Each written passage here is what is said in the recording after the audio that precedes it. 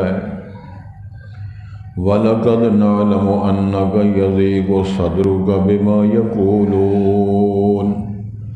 اے میرے پاک پیغمبر، ہم جانتے ہیں آپ کا دل تنگی محسوس کرتا ہے جو وہ کہہ رہے ہیں۔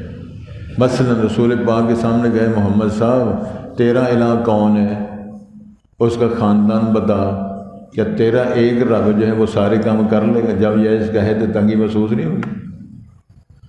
اور میرپور میں 10 سال رہا ہوں، میرپور یہ بڑے ارب کھرب پتی سنتے ہیں، یہ درس بھی ارب کھرب پتی ہو گئے ہیں کئی لوگ وہاں۔ اسی طرح کھرب پتی بندہ بکواس کرتا ہے کہ اگر اللہ ہے تو مجھے دکھاؤ۔ اللہ تعالیٰ فرماتے ہیں چلو صاحب لا لیں گے۔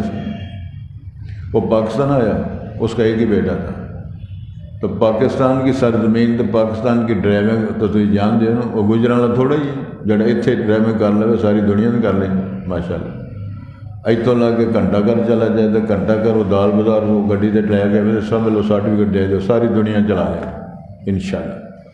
ماشاء اللہ کہو کہ میں بھی آگے ایکسیڈنٹ ہو گیا، پتر مر گیا کہ اپنی لتاں باں اللہ نے توڑ چڑیاں، کم ہوگا ہون کے اندر وہ کہ کرنے ہو جی اللہ وہ میں تو منی چھوڑیا نا، میں منی چھوڑیا نا۔ اللہ فرماتے ہیں تو ام وکرہا، بندے دے پتر من جو مینوں ورنہ مینوں منوان دی اجازت ہے، پھر مانتا ہے میں مان گیا ہوں، ہون دیکھو تو بغیر ہی مان گیا۔